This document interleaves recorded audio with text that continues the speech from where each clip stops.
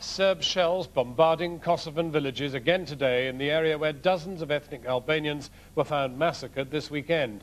Now NATO is threatening imminent airstrikes unless the Serbian leader backs down.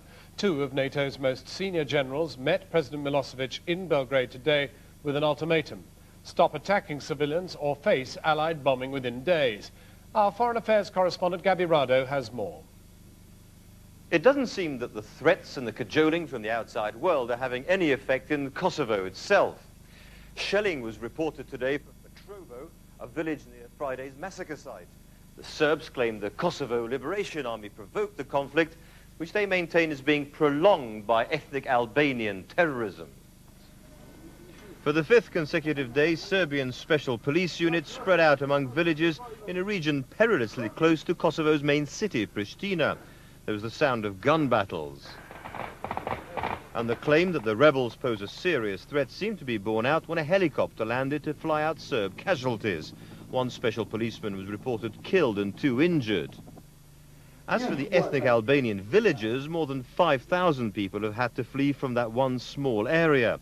They're either in the open air or taking refuge in other villages.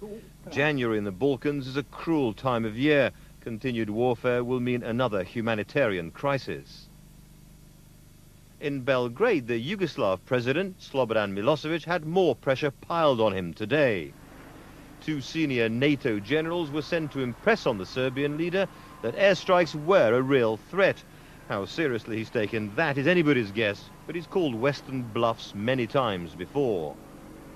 Martin Bell. In the House of Commons, the former war correspondent Martin Bell said it must not be a bluff.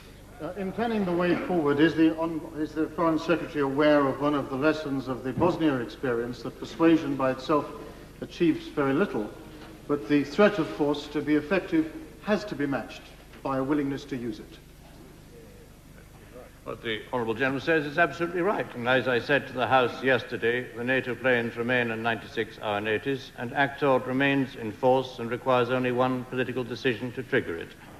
One possible sign of Serbs buckling a little under pressure was that William Walker, the American head of the Observers mission, was given an extra day in which to leave Yugoslavia.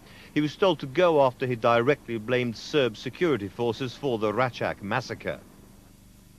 Meanwhile, the investigation into the atrocity is being held up for political and bureaucratic reasons. On the left is the Finnish forensic scientist, Dr. Helena Ranta, who's supposed to examine the bodies of the victims, but she probably won't arrive in Kosovo till tomorrow or the day after. And she's had a bad experience of investigating such atrocities. A documentary to be screened on Thursday shows how her team was obstructed by the Serbian authorities from exhuming the bodies of 22 ethnic Albanians killed last September. This one is my brother's grave, Adem's. This one is my sister, Hava's grave. One man lost virtually his whole extended family. But while the Finnish team was given help in investigating a massacre of Serbs, blamed on the Kosovo Liberation Army, the scientists weren't even able to reach the graves of the ethnic Albanian victims. Ultimately, the problem is that the Serbs feel they're conducting a tough campaign against an equally ruthless separatist movement, and so far have enough confidence to ignore the rest of the world. Gabi Rado. Well, a short time ago, I spoke to the US ambassador to NATO, Alexander Verschbauer, in Brussels, and I asked him how much time Slobodan Milosevic's government has left before NATO does take action against it. Well, I'm not going to give you a timetable because we have to hear first what the 2 generals bring back, if they bring back anything. Certainly, we hope that Milosevic understands the gravity of the situation and climbs down and commits himself to moving back into serious compliance. But we're not going to give him all that much time, given the fact that he's reneged on so many commitments in the past. So the situation is very urgent. It's bordering on dramatic, and I think that we will be drawing the appropriate conclusions from the overall pattern of events and the report from the generals. Well, then that also begs the question whether the international will to actually do something on the Kosovan front really exists within NATO. Well, I think that we demonstrated our unity on Sunday night when we issued a strong denunciation of what's been going on, and we pressed in particular for an international investigation of the atrocity. and sending our two top commanders is a visible reminder that the NATO air activation orders remain in effect.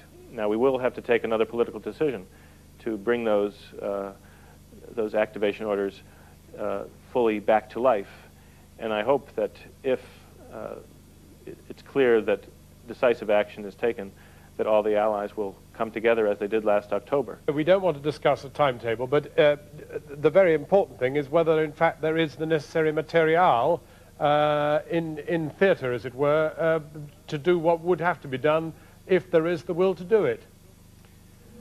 Well, many of the capabilities that were deployed to support the October decision are still there, and other assets can be moved back in a matter of hours or at most days if they're not at the right level of readiness. So I believe our commanders have the authority already to shorten the reaction time so that action can take place promptly as soon as the political decision is made.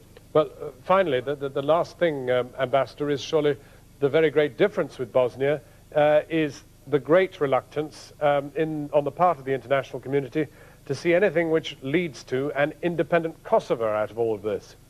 As everyone knows, it was a hard decision by the alliance to threaten the use of force in October, despite the fact that we did not have explicit authority from the UN Security Council. But the fact that we rose to the challenge at that critical moment, for me, sets a positive example of how we hopefully will deal with the crisis in the present circumstances. Now, we hope that the generals come back with some good news. I can't say I'm very optimistic about that, but Milosevic, perhaps now that he's taken things to the brink, will climb down during those meetings. But if he doesn't, NATO will, I think, have to face up to some very hard decisions, and very soon. America's ambassador to NATO talking to me earlier. Now, what